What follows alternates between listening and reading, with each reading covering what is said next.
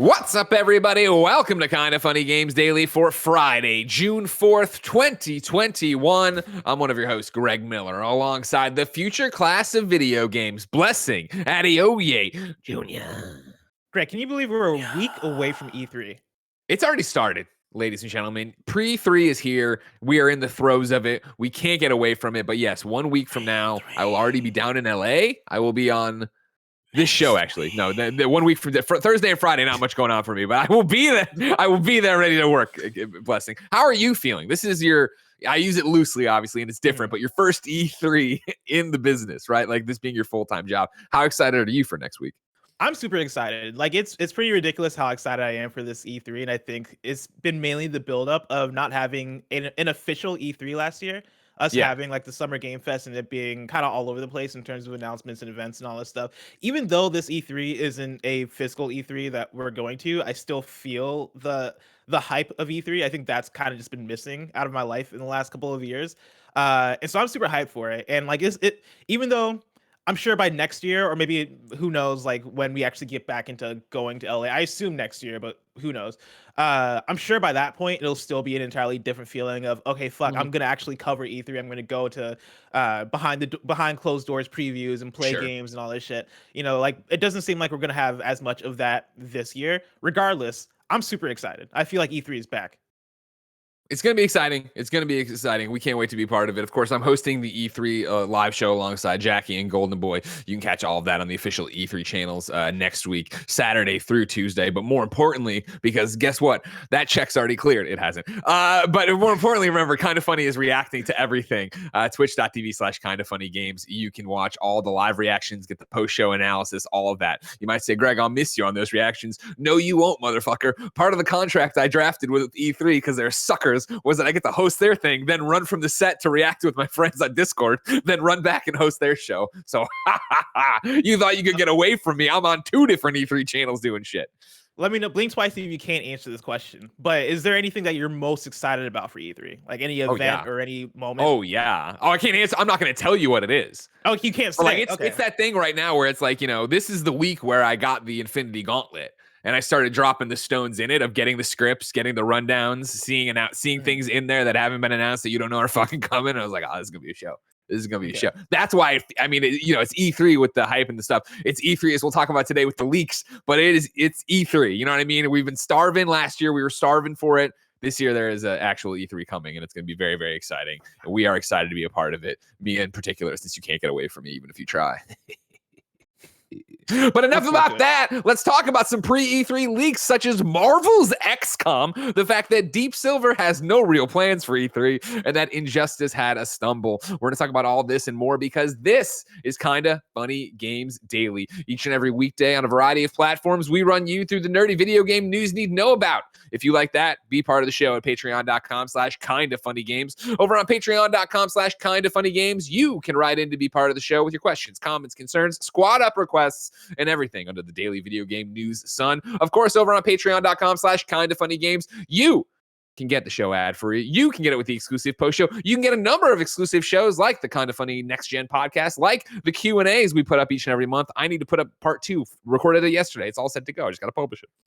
However, if you have no bucks, toss our way on patreon.com/kindafunnygames. No big deal. You can watch the show for free on twitch.tv/kindafunnygames live as we record it, just like, I was going to say Nightbot is, but that's not a person. Bear King 08, Frankfurter, Royal Martin R. I also saw, Frog Knight, Joshy G, who earlier in the live chat said this will be his first E3 watching with Kinda Funny. So there you go. Thank you for being Kinda Funny best friend. Welcome.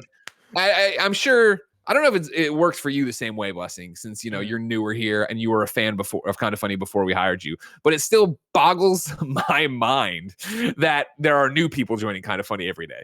Like, it's not that I think we're stagnant, but it's just the idea that I just assume everybody's watching is listened since Beyond and knows everything. And then to see people who are just joining us is awesome.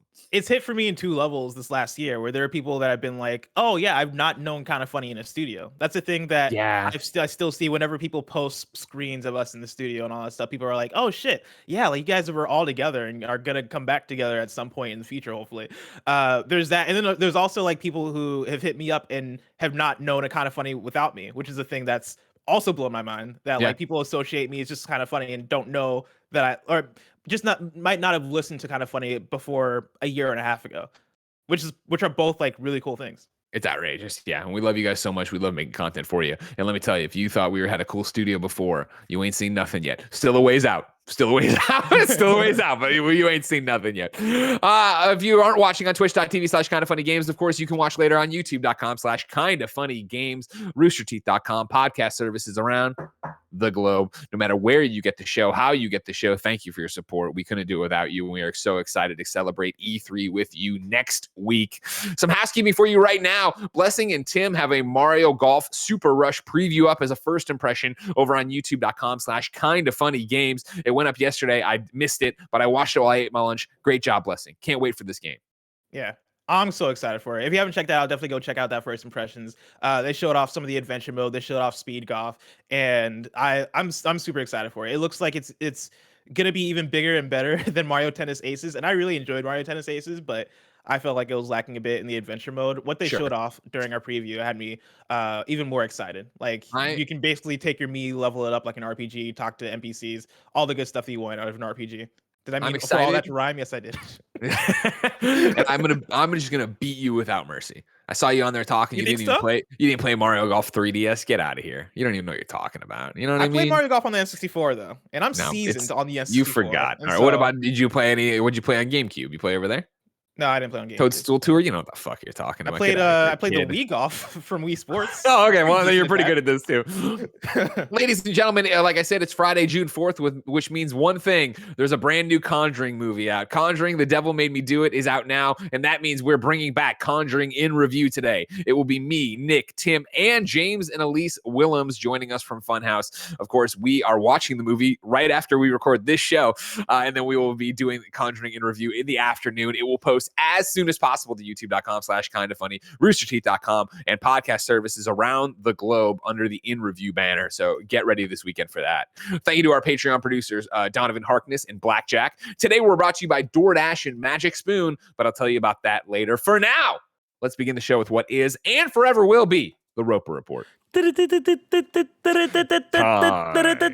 some news. 4 items on the Roper Report. Oh, Baker's dozen. I saw that I was flickering, Kevin, because I've been getting this weird overhead light, so I've been playing with the dimmer switch, Kev, and then playing with my Elgato lights a bit. Does it look good or does it not look good, Kevin? You got a light flicker. If you want. It's the monitor. Remember, the stupid monitor does it at whatever hertz that fucks with the camera. We've talked about that. Yeah, they don't match. We got to set it at an interval of 60 hertz, and I think it's set to 144. You can open it up and switch it to 120. This is the camera or this is the monitor? The monitor. No, we're not going to do that right now. Yeah, I didn't think we were. Number one on the Roper Report. Are we about to get a Marvel XCOM game and a bunch of other things? We go to Andy Robinson over at VGC. Publisher 2K is reportedly set to announce several games, including a Borderlands spinoff and a Marvel strategy game from the makers of XCOM. That's according to an alleged leaked game list first posted on Reddit, verified by Bloomberg journalist, come on, show some respect, Jason Schreier, and some details of which VGC's own sources can corroborate. According to the list, the Borderlands spinoff is called Wonderlands and stars mainstay character Tiny Tina. A series spinoff was first claimed to be in development by Game Reactor last month. Then 2K parent company Take-Two confirmed shortly after that it would publish a, quote, new Gearbox franchise before April 2022. It's also claimed that XCOM studio Firaxis, I don't know, I've said this word a million times, Firaxis is working on a new turn-based strategy game starring Marvel heroes. Last month, Take-Two said the studio would reveal, quote, several exciting projects, end quote, this year. Quote, as a result of the engagement from the past, as well as the success of XCOM Chimera Squad and XCOM 2 on Switch, Firaxis Games had one of its best years ever, end quote, said CEO Strauss Zelnick during an earnings call. We expect this growth to continue as the studio has several exciting projects in development that will be revealed this year, end quote. Finally, the alleged leak claims that 2K will publish a new action game described as Cthulhu meets Saints Row. It's speculated that this could be Hangar 13's new IP described as an open world sci-fi title with supernatural elements. On Thursday, E3 organizer, the Entertainment Software Association, published new details on the 2021 schedule, which includes a Gearbox press conference on Saturday, June 12th, and a Take-Two presentation on Monday, June 14th. The all-digital E3 2021 event runs from June 12th through the 15th and will include a 4-day live broadcast hosted by Alex Goldenboy Mendez, Jackie Jing, and Greg Miller, featuring publishers, showcases, press conferences, and industry panels, live streams, and more. For a fact, you did not need to include that. That was just a flex, Wes. You did not need to include that last paragraph at all. Imagine me though reading the article today, being like, because this kind of broke yesterday, where I saw the tweets. Jason was talking to somebody, and I was like, it's not big. I don't want to really throw it on the Roper Report. If it's not like. I don't want to ruin E3. Not that I, for the record, these are not games I know about. I was talking about the schedule earlier. These are not games I know about. But it was like, I don't want to put out rumors and like spoil E3 stuff if this really happens. But then today it's actually headlines on everybody's site. And I'm like, all right, well, then I think it's fair game to go out and do it. But I'm reading the thing and I'm like, and I see my name. I was like, that's fucked up. All right. Anyways, though, Blessing, these leaks. Yes. If true, what do they do for you? I think this is all very exciting stuff. Out of these, because there are like three main things here, right? Between the Marvel XCOM game, the Borderlands spinoff, and this Hangar 13 thing, which I'm just hearing about now. Cthulhu meets Saints Row, a supernatural open world game by Hangar 13. Out of those three announcements, I don't know which one is the most wild out here. I think the most exciting for people is going to be the Marvel XCOM game. Hell yes. Because people love XCOM. People love Marvel. Marvel games have been doing such an excellent job in terms of partnering with developers to make sure that they're finding ways to make Marvel games that are the best fit. And so we get games like Spider-Man coming from Insomniac. We get games like Avengers coming out from Crystal Dynamics, which... maybe could get a lot better down the road. Fuck you, man. We're turning the corner. All right. It was fun to play. It didn't do the live service. We got Wakanda coming up. We got the endgame costumes you're all bitching about. Regardless, we got Marvel's Ultimate Alliance 3, right? We're getting really cool products coming out of Marvel games. And one of the rumors, right, is the fact that we're actually going to see from Square and Eidos Montreal, we're going to see this Guardians game. That's been rumored forever. It looks like that's actually an E3 announcement too for them. Yeah, that's exciting. And I'm with you that, like, first off, all of this sounds great. Obviously, I love Borderlands. I host the Borderlands show, but I've been a Borderlands fan for years before then. Love Borderlands 3. Wish they'd fix the PS5 trophies, but that's a conversation for a different day. I actually love XCOM. XCOM, I would never consider myself a strategy game fan, right? But XCOM was always that one, and I'm talking about obviously the more recent iterations, right, that started on PS3 when they came to consoles. Playing those, I've always adored them and loved them. I'm rarely drawn to finish them. I have a great time with them. I put all, you can name people in it and they die, permadeath. So I put all of our, at the old days, all the IGN crew in there. They start dying off. I have a great time. But the idea of, we're going to give you a Marvel version of that. Again, it speaks to me in the same way we talked about Insomniac, where I think everybody knew Insomniac was a great studio, but to partner them up with a great IP really put them and that game on another level. And if you're going to do that with XCOM developers here, if you're going to say, hey, Firaxis, go out there and do what you do best, but do it with the X-Men, do it with the Avengers, do it with just the Marvel universe in such a different way, I think that's going to be fucking insane. Yeah. It's so smart because during the lead up to Avengers, I think there are so many comparisons that people made. One to the MCU, but then also there are quite a few comparisons to Marvel's Ultimate Alliance. Right? When you look at the type of games those are, it's like, okay, how are you going to separate these from each other? And Avengers, very different game from Ultimate Alliance, but you can see why people would be like, both of these need to exist in the same space. With the conversation that you and Tim had yesterday about Guardians of the Galaxy coming from Eidos Montreal, the rumored game that we will probably see at E3. The conversation you guys were having was what is this game going to be and how much is it going to be compared to Avengers? Because when you have a property like Guardians of the Galaxy, which is this team, right, like a team of heroes like the Avengers are coming from Square Enix, and it probably maybe being a co-op game, online game, that's where my brain automatically goes to if you're making a Guardians of the Galaxy game.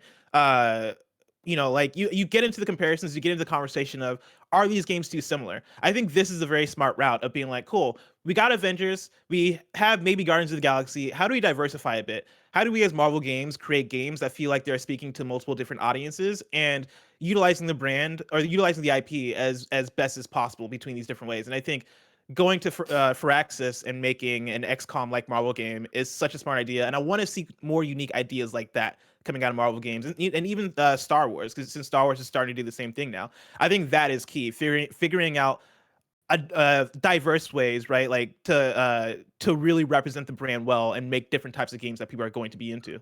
100%, you're nailing it. And if you are one of these new kind of funny fans, maybe you haven't been around for too long, I need you to know that I stand Marvel games. Like, I adore Marvel games because I think that I love what they have. When me and Tim went to see Avengers Age of Ultron at the Marvel Games screening, when they announced what Marvel Games was, Bill Roseman came out and explained what the label was going to be. I've been in love with them ever since. And sure, they have had misses. Avengers is the most recent big miss in terms of scale, but even like Telltale, Guardians, and stuff like that. But what I love the idea of Marvel Games, and I think they've hit many times. I love Ultimate Alliance. Obviously, I love Spider-Man. Mm-hmm. I think the idea that they came out with in the way they sold it, they have lived up to, which was, hey, we have seen the Marvel games that have come before where it is that, you get into an exclusive partnership with somebody, you try to form your own studio, and it just doesn't work. So what we're going to do now as Marvel games, whatever the Marvel games you all know right now, is go out and find talented developers and work with them on projects that they're passionate about, that we're passionate about, that they get. And you see that with Insomniac. I think even though it wasn't a 10 out of 10, I think you see that with Iron Man VR, that was a cool experience for what it was trying to do on PlayStation VR. You see that with Ultimate Alliance, right? Like, you see them going to people. And so to see them go to XCOM or XCOM for Axis, maybe it was for Axis coming to them, however it all worked out. I can't wait to see what that game is, because this is so the Insomniac thing for me, especially because this is where we get into when, Crystal Dynamics is doing an Avengers game. Crystal Dynamics' Tomb Raider games were amazing, so cinematic, so blah, blah. And like, then you get it's going to be games as a service, multiplayer. Wait, what's going on? Where even with Avengers, while again, not a 10 out of 10 campaign, most people enjoyed the campaign, right? They were like, okay, cool. And that obviously would have been way better if it was just, that's the game. None of this multiplayer shit. Don't worry about it. So if they're just going to Firaxis and saying, make a Marvel XCOM, let's fucking go. Yeah, and even when we talk about Marvel's Avengers, right? Like, that game didn't pan out to be as pan out as well as maybe they wanted it to. But the kernel of the idea of, hey, we're Marvel Games, let's approach Crystal Dynamics, a studio that just put out some banger Tomb Raider games.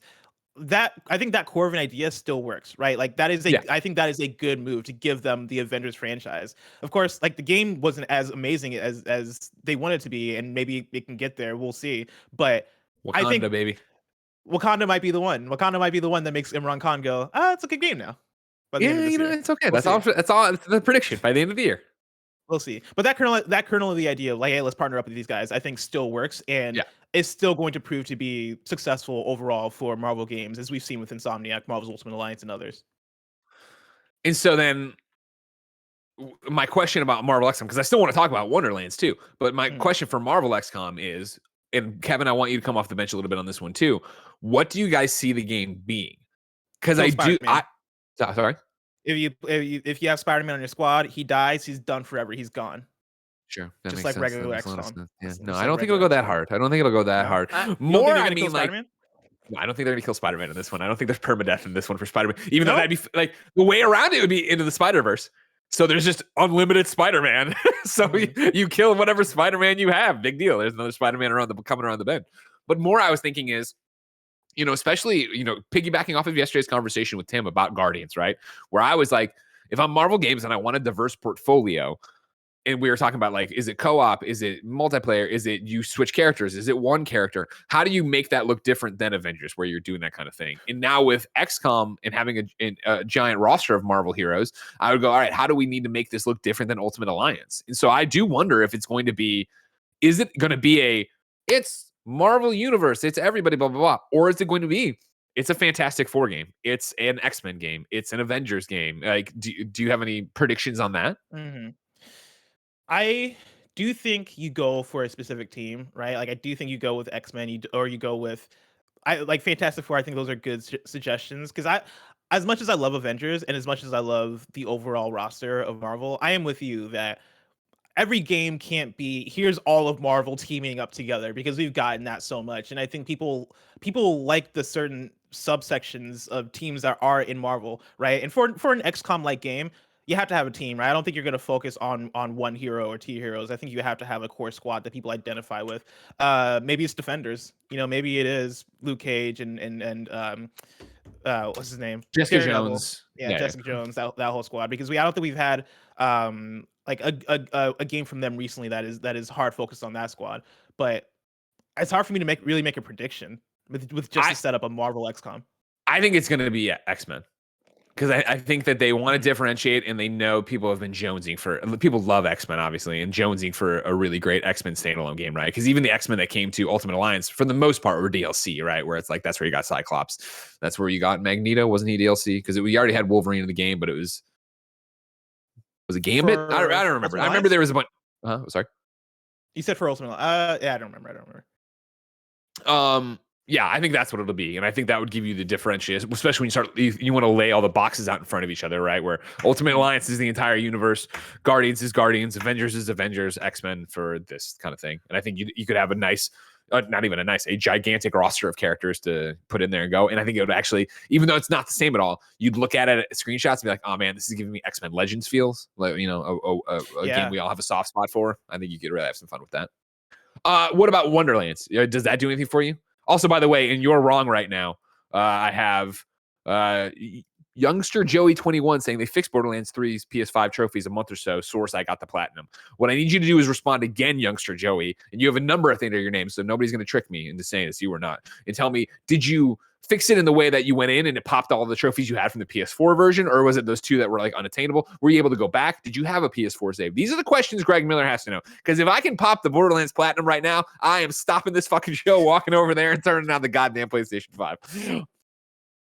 Wonderlands, bless. You get excited about that? Yeah, I think that's going to be cool. We recently talked on the show about the whole Gearbox strategy and how they, or 2K strategy, and how they talked about how they're going to have a new Gearbox franchise by the end of the next fiscal year. And so I think this makes sense.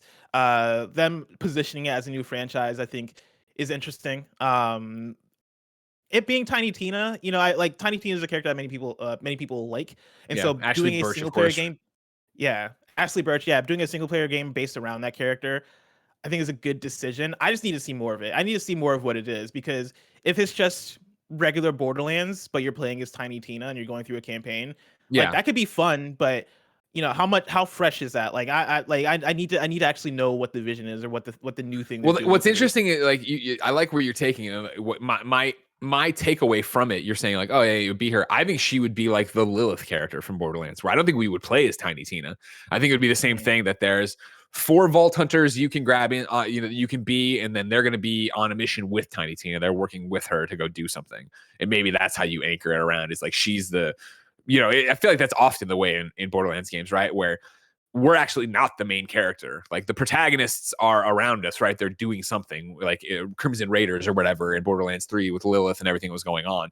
And we were helping her, obviously, and moving up, the plot forward and yada, yada, yada. But it wasn't so much our story as much as we were part of theirs. And I wonder if that's what they would do here too. Even though you're talking, if it's going to be a spinoff and it's going to be, a new Gearbox franchise, then maybe it is that, it is something completely different. You do play as her, and I don't know, you're upgrading, getting new weapons as you go too.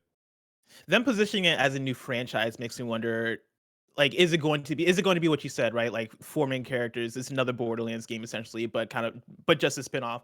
Because I wonder how much that leans into what they already have, and I wonder if that gets in the way of, all right, like people like Borderlands, like are we muttering the waters a bit by having 2 franchises that are just Borderlands, which makes me wonder if they just go somewhere completely different with it. But we've gotten things like the pre-sequel, right, which is a Borderlands spin-off / pre-sequel. And like I think that worked out fine for them. That was a way to keep Borderlands active and not have to necessarily reinvent the wheel at all, while putting out a new product to continue to generate money so they can work on the next Borderlands game. And so like this isn't something new for them. This isn't a totally crazy idea for them to put out another Borderlands game that is, coming off of Borderlands 3. Here's more Borderlands. But Yeah, I don't know. I'm curious to see exactly what they do with it. For you, as somebody who really liked Borderlands 3, what do you want to see from a Borderlands spinoff? Are you fine with it being just more Borderlands? It's a great question. Better inventory management. I think that's the one thing, or one of the main things Borderlands 3, like, as much as they've improved it from Borderlands 1, obviously over the years, that's one of the things that I still think like kind of drove me crazy, especially play something like Outriders or a Destiny or whatever. There's so many different examples of how you could do inventory management better, but like it's just blindingly for that. Yeah, it's a weird thing of I don't know because what I'm excited for more Borderlands, sure, and I'd be excited for more story, and I like Tiny Tina. Wonderlands in general would make me think it's going to be more colorful. You know what I mean? Like we're not going to have to worry about Pandora and vault keys and everything like that. But I don't know what it would be. I don't know what the idea of more Borderlands content excites me, but I don't know what I want from it outside of what it would be. Like I don't know. I'm thinking very small right now. Go ahead. You mentioned the Lilith thing and it being called Wonderlands and Tiny Tina being Tiny Tina makes me wonder, like, could it be Tiny Tina just telling a story and we are playing through a story, like just a batshit crazy insane story that she's telling because she's that type of character? I think there could be something there, right? And that kind of feeds into the idea of Wonderlands. I wonder what they actually call it though, right? Like, do they call it Borderlands Wonderlands? Because that feels like that doesn't seem like a good name, right? Like, do you call it Tiny Tina's Wonderlands, Tiny Tina Wonderland? Like, I have so many questions about how you do this thing, but regardless, at the announcement of this thing, I think people will be generally excited for it, given that people like Borderlands. People want to play Borderlands. Like that's the type of game that like just has a wider reach in terms of the people that gravitate toward it. Like I have friends back home that I wouldn't necessarily consider people who are like super hardcore gamers or super like in tune to the gaming space, but they absolutely adore Borderlands. Borderlands is that type of franchise, and so them putting out something that's like, hey, here's more, or here's something similar but different, either way is going to get people excited.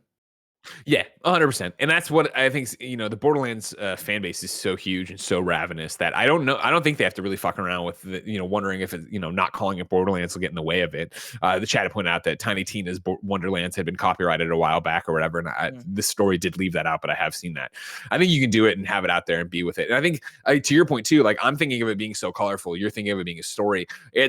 I wouldn't be surprised if it was those kind of ideas and them expanding on what they've done with the Borderlands 3 DLCs, where they like did, Inside the Mind of Psycho Krieg or whatever, right? In the clusterfuck or the Fuster Cluck or whatever they called it. I had to do like 900 takes of it when I was doing the Borderlands show.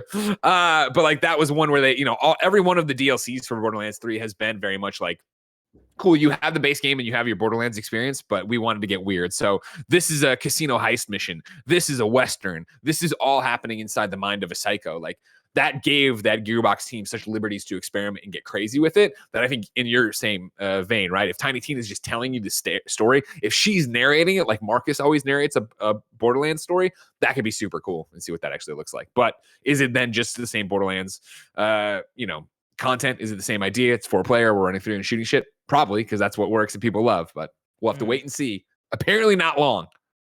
Now, where are you at with this Hangar 13 thing? Cthulhu meets Saints Row. Open world sci-fi title with supernatural elements. I almost want to pull in like Barrett Courtney, because Barrett Courtney, Hangar 13, they did Mafia, right? Yeah, and Barrett Courtney is like the biggest Mafia fan I know. So I almost Barrett Courtney, I know you were in the chat earlier. Barrett Courtney, we are paging you to come here and hit us up with this stuff of what you'd want. But yeah, a weird. I mean, just if you're gonna take Saints Row and intermix supernatural elements, right, or open world and have that kind of. I don't 100%. When they say Cthulhu meets Saints Row is so over the top. I got a dildo bat. I'm doing all this hilarious stuff, right? So is that what they mean by it? Is that where they're going for it, or is it just an open world sci-fi title with supernatural elements? That's not mentioned in the comedy. Either way, I'm excited to see what it would be. Either way, yeah, Hangar 13 is a talented studio. I want to see what they're up to. Yeah, when you say Saints Row, I'm with you that I immediately go toward the humorous side of Saints Row, because if it's open world, I feel like you would, if the implication is that it is open world, then I feel like you say Cthulhu meets Grand Theft Auto or Cthulhu meets Assassin's Creed. I think you would go that direction. Saying Saints Row specifically makes me think that it's going to be a lighthearted funny game with a lot of like open world game with a lot of supernatural elements to it, like almost like Prototype or Infamous meets, I guess, Saints Row or Immortals Phoenix Rising or something along those lines. We'll have to wait and see. But yeah, that one I'm excited for. Sure. New IP. Let's go. One question about all of this. It'll be about the Marvel stuff. It comes from Thunder Truck, who wrote in to patreon.com/kindoffunnygames, just like you can. It says, "Hey, KFGD crew. E3 is nearly upon us, and with that being said, rumors and leaks seem to be dropping as expected. Last night, we saw the rumblings of a Marvel XCOM game, which is interesting, and we've heard for a while now that Guardians is incoming with Square Enix.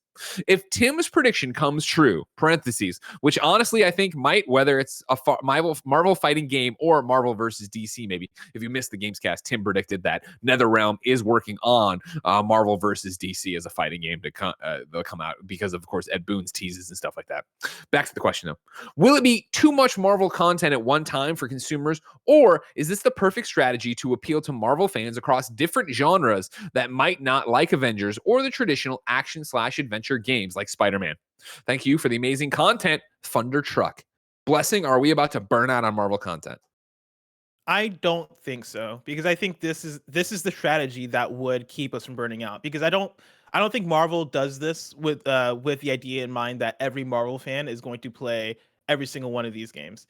Insomniac putting out Marvel Spider-Man and it being a PlayStation exclusive, I think kind of says that, right? Like if you're a player that likes to play on Xbox, or if you're a PC gamer, right? Like you're not going to have access to that game. But if you have a Switch, you might have access to Marvel's Ultimate Alliance, or if you have an Xbox, you might have access to this Firaxis game, right? Like I think that is part of the strategy, is having this widespread amount of things that people can get into if they want to get into the franchise, and speak to the audience, speak to different audiences in different ways, to not only make games for Marvel fans, but potentially bring in new Marvel fans. Like if you're a fan of XCOM and Firaxis is making a new game that is like XCOM, then sure enough, you're probably going to play this Marvel XCOM game, even if you're not a huge Marvel person, because that still speaks to you, and I think Marvel is accessible enough and an easy enough thing to get into, that if you're not a Marvel person, but you're an XCOM person, it's still that thing of, oh, like, I'm not into superheroes, but I'll still try this thing because it looks fun. It looks friendly. It looks like something I could get into.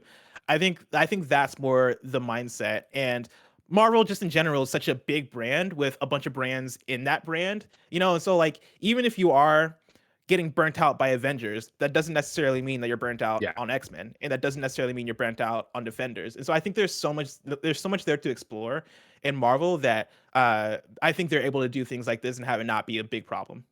Yeah, I think it, falls into what kind of consumer you are. And I, of course, am generalizing, but if you're listening to the show and watching the show, you're a hardcore video game fan who tries to play a whole bunch of stuff and yada, yada, yada. I think it's always important to point out that we are not everybody. There are so many people who play video games and play 3 games a year and just bought a PlayStation 4 and are excited for the library of content they have of things to get through and yada, yada, yada. I think that Marvel's idea here, and it goes back to what I'm talking about, where, how do you diversify your lineup? How do you make it look different? Is appealing to different audiences with different genres, where yes, for sure, there are Marvel fans who are like, I'm going to play every Marvel game, and they will burn out. But that's the minority of people who are playing that. I think it's more likely what you're saying, Bless, of first off, people who are like, well, I love Firaxis. I've never been that into Marvel, but if they're doing a great game that's like XCOM, sure. It also goes the other way though, of like, oh man, I love Marvel, but I'm not about RTS games. Like I'm not gonna play some strategy game. No thanks. And they never play it. I go back to me, right, where I remember like DC Universe Online was my first MMO that I ever got lost in. And honestly, it's the only MMO I've really ever gotten lost in. Like, what's 900 hours I played of it.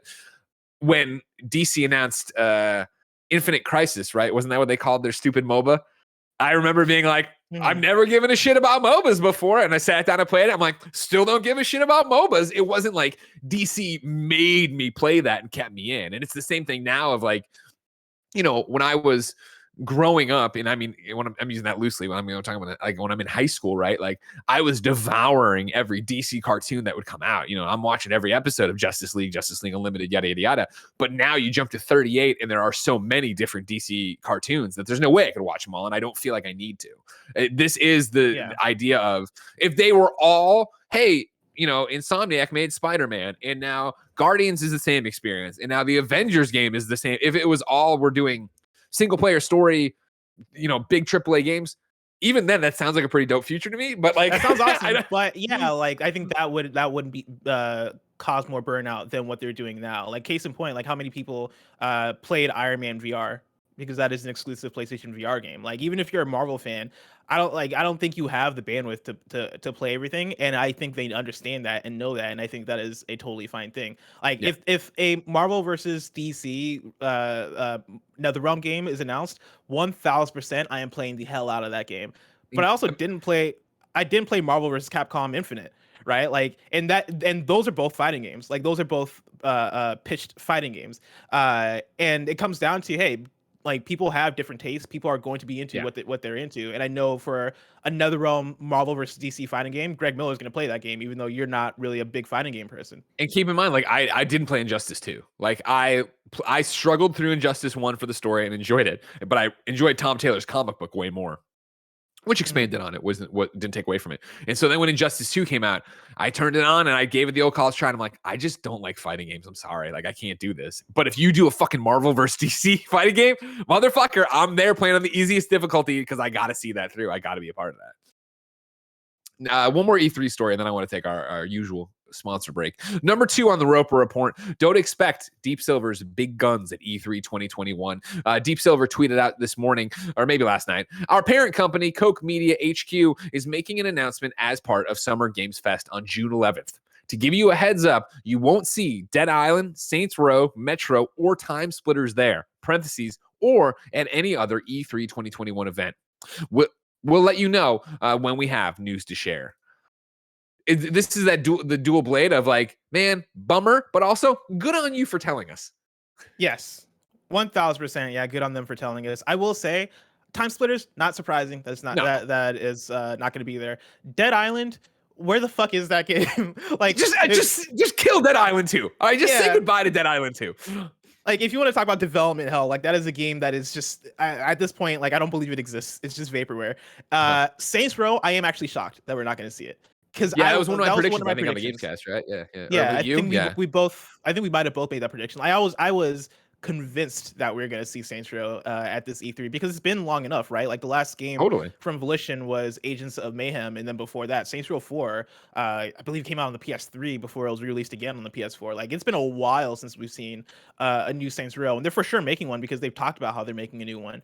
And I'm shocked that it's not imminent. Like, I would have assumed that it was coming maybe this fall, but maybe it's just, you know, a number of things, you know, quarantine and how that affects game development, of course, factors into things. And then game development just being a hard period factors into things. And so maybe that is more of a next year game or later on. But I'm a little bit surprised at that one. But again, good on them for telling us and setting our expectations right so that we're not continually asking, where the fuck is Saints Row? Where the fuck is what are you doing? Where is this fucking game?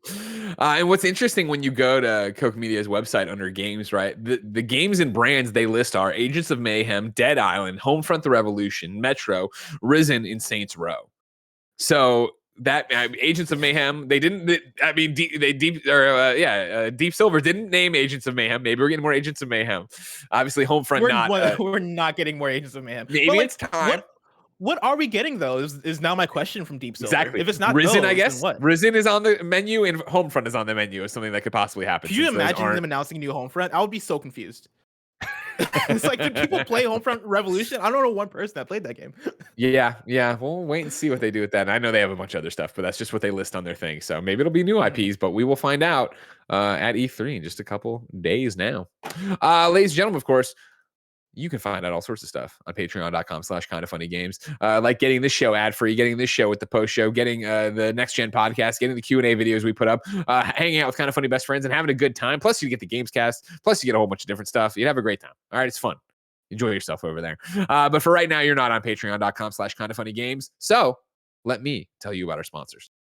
This podcast is brought to you by DoorDash. Did you forget that one thing at the store? Now you can get snacks, drinks, and household essentials in 30 minutes with DoorDash. Dinner? Check. Deodorant? Check. Morning pick-me-up from Dunkin'? Check. Get everything you need whenever you need it with DoorDash. You want Chinese, they want pizza, and someone is craving froyo. There's something for everyone on DoorDash. DoorDash connects you with the restaurants you love right now and right to your door. And now you can get the grocery essentials you need with DoorDash too. Get drinks, snacks, and other household items delivered to you in under an hour. Ordering is easy. Open the DoorDash app, choose what you want, where you want it from, come and your items will be left safely outside your door with the contactless delivery drop-off setting. With over 300,000 partners in the US, Puerto Rico, Australia, and now Canada, you can support your neighborhood go-tos or choose from local national restaurants like Popeyes, Chipotle, and Cheesecake Factory. How do I, Greg Miller, know so much about DoorDash? Well, I use DoorDash all the time. In fact,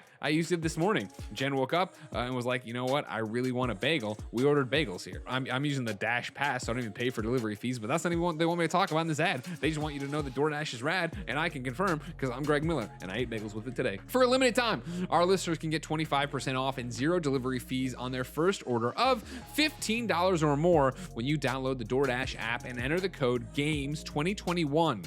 For our Canadian listeners, use the code GAMESCA. That's 25% off, up to a $10 value, and 0 delivery fees on your first order when you download the DoorDash app in the App Store and enter the code GAMES2021 in the US and GAMESCA in Canada. Don't forget, that's code GAMES2021 and GAMESCA for 25% off your first order with DoorDash. Subject to change.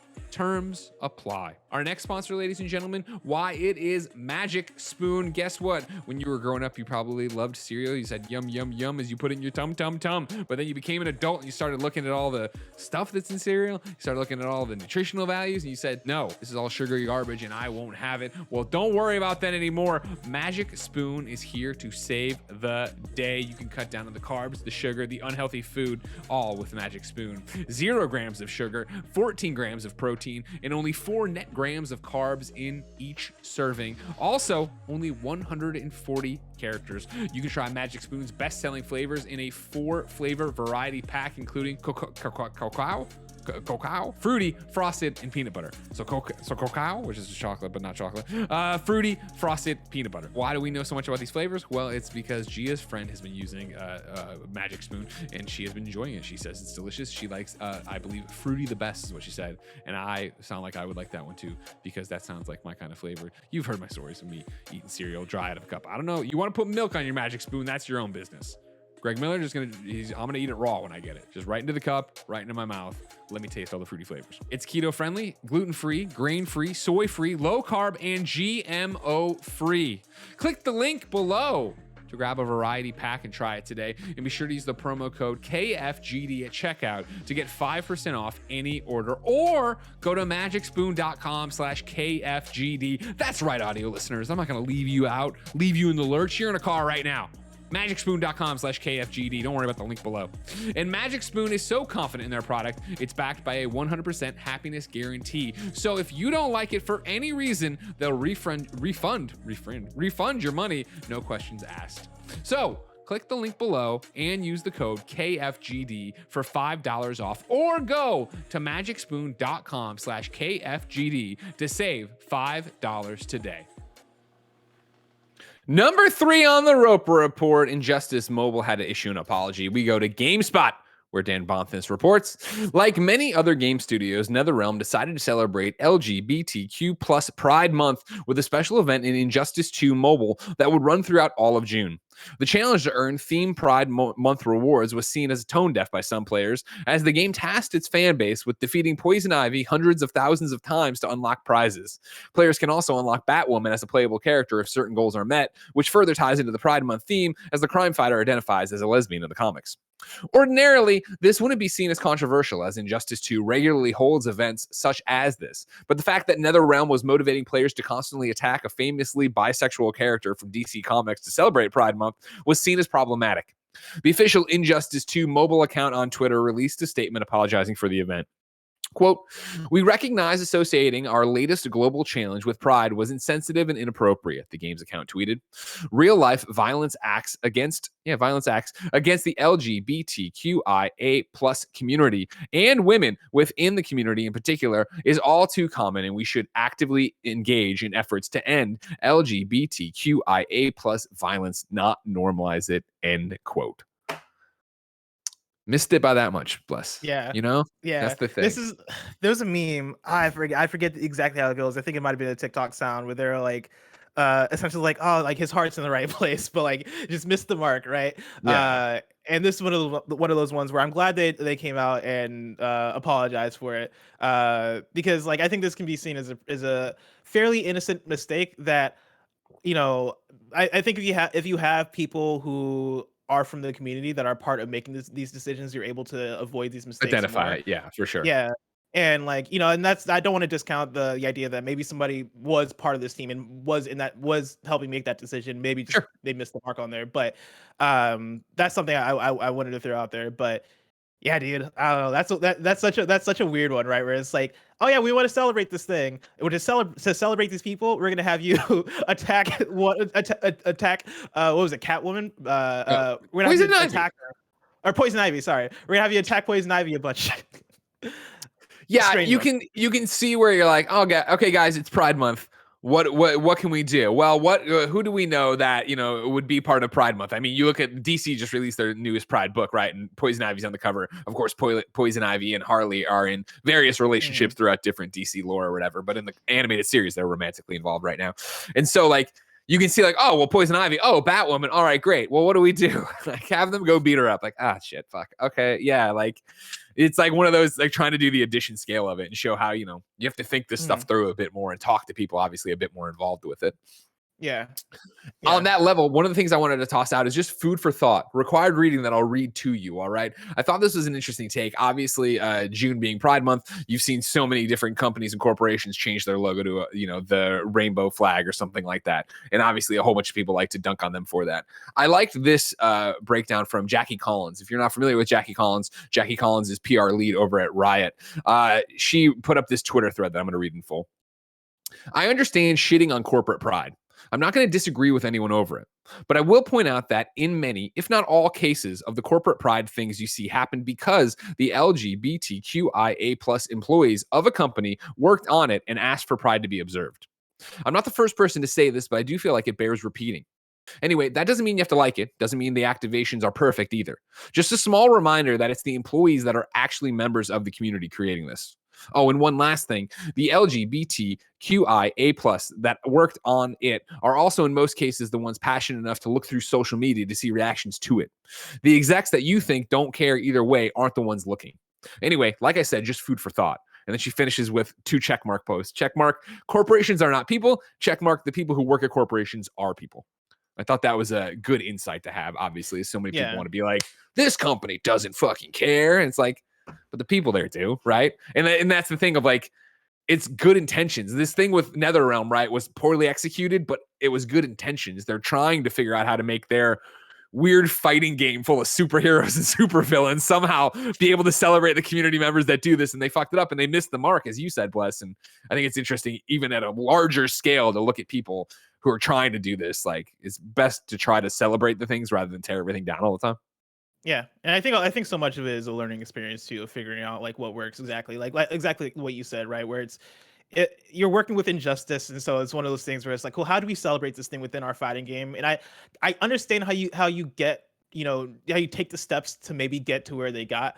But I think what matters more is how they take correction and how they accept that and how they move forward from it. And I think them apologizing and shifting is 1000% the right way to handle it. And so I'd say shout out to them for that. 100%.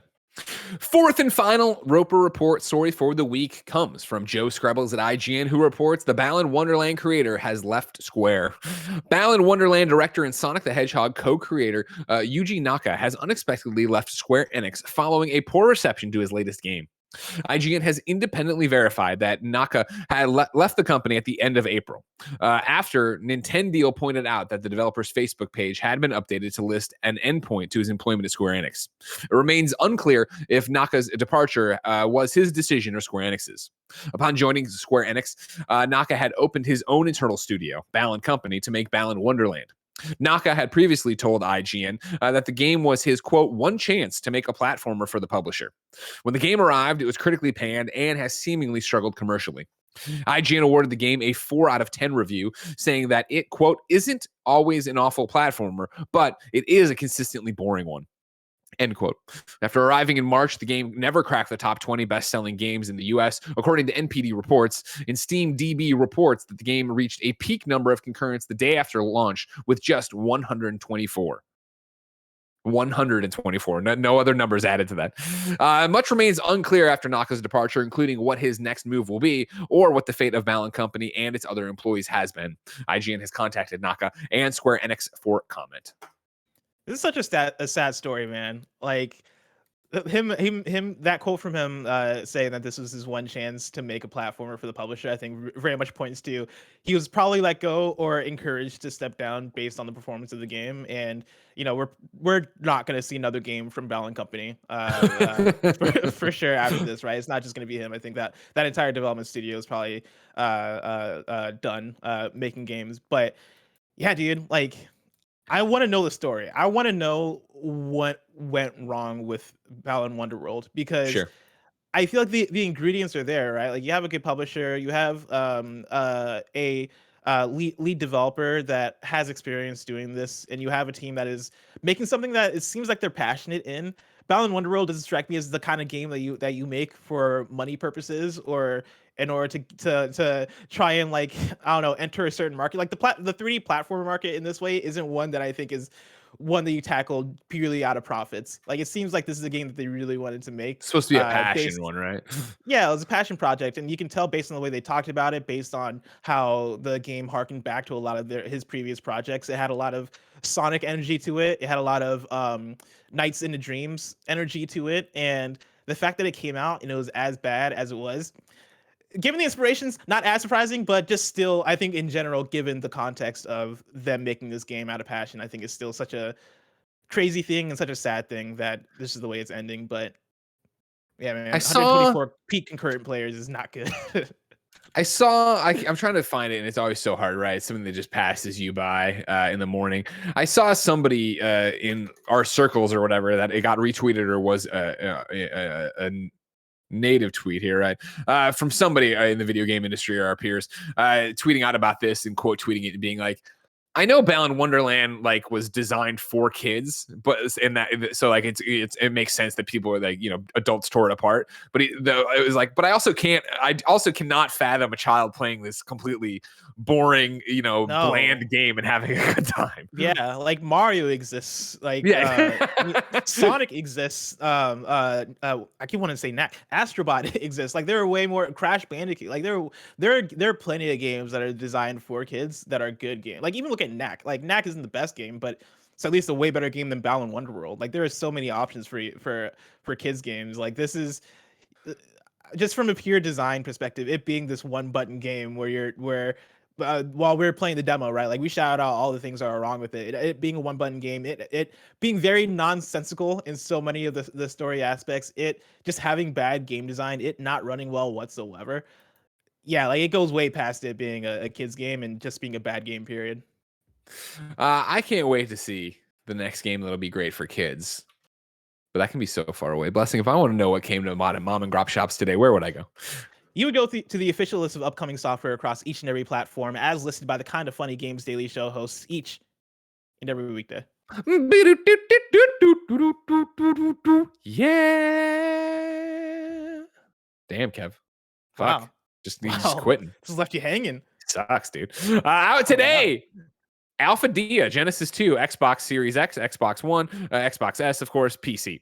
Off and On Again, Xbox One. The Persistence, PS5, Xbox Series X and S. Griftlands on PS4, Xbox One and Switch. Sniper, Ghost Warrior Contracts 2, Xbox All Around, PS4 and PC. DC Superhero Girls Teen Power on Switch. The Last Kids on Earth and the Staff of Doom, PS4, Xbox One, Switch, and PC. Astro Aqua Kitty on Xbox One. Garbage on PC and Mac. Skinwalker Hunt on PC. Nature Matters on Switch. Basketball Pinball on Switch. Tiny Lands on Switch. Arcade Arts Academy on Switch. Sweet Bakery Tycoon on Switch. Donuts and Justice on Switch. Skellboy, Refractured on Switch. And Shell Shockers Hatches on iOS. Ah, damn it. I let the buzzword from the headline of the email get in there. Shell shockers. Where you at with DC superhero girls Teen Power? Is that one that you think you're gonna check out? If that was on PlayStation, I'd be out for the platinum. You know what I mean? I'd be looking for it, but I ain't got time for that on Switch. Ain't nobody got time for that. New dates for you, I should say. Sorry. Playdate is getting a video showcase on June 8th at 9 a.m. No, Kevin, don't even try. All right. What were you cooking? Or Cecil? What's happened with Cecil? What's going on? There was a minor emergency. I had to run outside like 2 blocks away. Cecil killed a bird. So. Did he escape and kill a bird? No.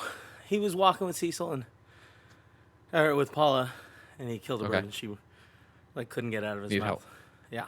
Gotcha. Understand. Is he okay? Is Cecil okay? Yeah, he's fine. Okay. Cecil's had a rough 24 hours. He got some vaccine. He's allergic to it. Face blew up this big. I saw it on Instagram. Nice killing birds. You hate to see it. A good dog gone bad. I want to pop in here of like Kevin comes into the story about like Cecil killed a bird and Blessing asks, "Is Cecil okay?" Like, I mean, I'm not gonna ask if the bird's okay. The bird's dead. The bird's gone. There's no saving that bird. At this point, you just gotta check, like, did the bird attack back? Is Cecil getting go for the eyes? You know. Okay, that's fair. But like, I just gotta check in because like, there's no saving that. You need to ask that specifically then, because Cecil's like a pretty big dog, like fucking up this bird, and you're like, oh man, is Cecil okay? Could be a crow. Could be a raven. It could have been a big ass bird. Like, I want to know how he got this bird. Paul and him are just walking. He just jumps in the air and snatches it out of the air. No, I think he like jumped at a bush or something. Damn, he got the skills to pay the bill. Dog. Yeah, Indie Expo Live 2021 is happening on June 5th at 2 a.m. Pacific time. All right. Sniper Elite PSVR gets a release date for July 8th. And then No More Heroes and No More Heroes 2 Desperate Struggle are coming out on June 9th on the PC. Blessing, we asked people watching live on twitch.tv/kindoffunnygames to go to kindoffunny.com/you're wrong and tell us what we screw up as we screw it up so we can set the record straight for everybody watching later on youtube.com/kindoffunnygames, roosterteeth.com, and listening on podcast services around the globe. Dark Knight 6678, is Paula okay? Cinematic Gaming Media, is the turtle okay?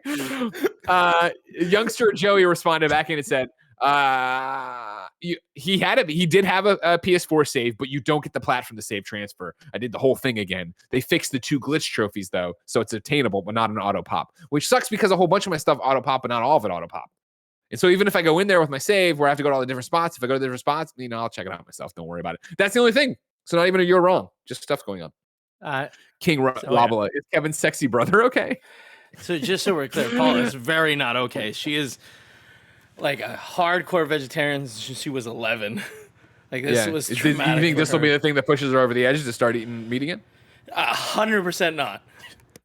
She's like, actually, that wasn't that bad. I could go for some steak tartare right now. Ladies and gentlemen, like I said, this is the final Kind of Funny Games Daily, of course, of the week. But don't worry, we'll be back next week with each and every weekday of content for you. The show hosts look like this. Monday, it'll be me and Blessing. Tuesday, it'll be Blessing and Gary. Wednesday, Blessing and Tim. Thursday, it'll be me and Andy, me from LA. And then Friday, Blessing and me again, me from LA, as we get ready for that there E3. Very exciting. If you're watching live on Twitch right now, it's one of them big streaming days where Mike is in there. He's with Raj. I don't know what they're doing. They actually talked about it a bit earlier. Doing something. Building Legos. I know me. They're building Legos. Oh, It's Lego Day with Kevin. That's right. Yay. And then I think they were going to maybe play some multiplayer stuff afterwards. That's exciting. Kevin, what are you building? There was some type. I am building the Attack on Burrow Harry Potter Lego set. Nice. Yeah. Nice. I like it. Is it for Cool Greg? It is. So send your love to Cool Greg. Nice. Of course, if you want to see that stream after the fact, you can go to youtube.com/kindafunnyplays. Catch all of our archived streams there. If you want to see our post show, we're going to patreon.com/kindafunnygames. Record it. You, of course, can get it there along with the show ad free, along with the Q&As, along with the Next Gen podcast, and so much more. No matter what, I hope you have a really great weekend. Until next time, it's been our pleasure to serve you.